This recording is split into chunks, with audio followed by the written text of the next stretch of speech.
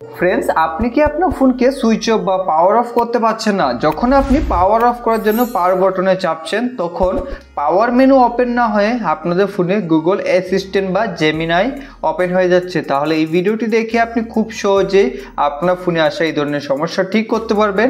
তারপরে আপনি পাওয়ার বাটনে চেপে আপনি ফোনকে খুব সহজেই সুইচ অফ বা পাওয়ার অফ করতে পারবেন। তো এর জন্য আপনাকে একটা সেটিংস করতে হবে।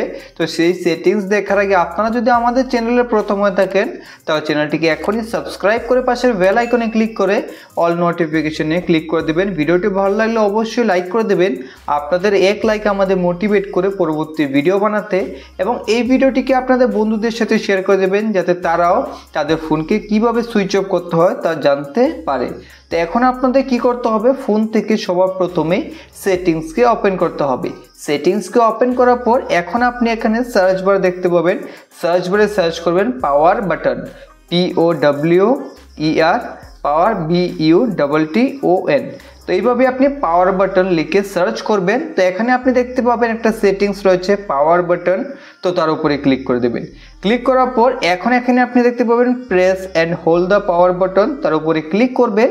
ক্লিক করলে এখানে দেখতে পাবেন আপনাদের ডিজিটাল অ্যাসিস্ট্যান্ট গুগল সেট করা রয়েছে, কিন্তু এখানে আপনাদের পাওয়ার মেনুতে ক্লিক করে দিতে হবে। অর্থাৎ আপনি প্রথম অপশন পাওয়ার মেনুতে ক্লিক করে দেবেন। ক্লিক করে এখন আপনি সেটিংস থেকে ব্যাক হয়ে আসুন।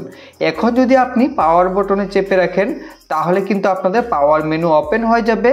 এখন এখান থেকে আপনি ফোনকে সুইচ অফ বা রিস্টার্ট বা লক স্ক্রিন বা এখান থেকে আপনাদের ইমার্জেন্সি যা তা করতে পারবেন।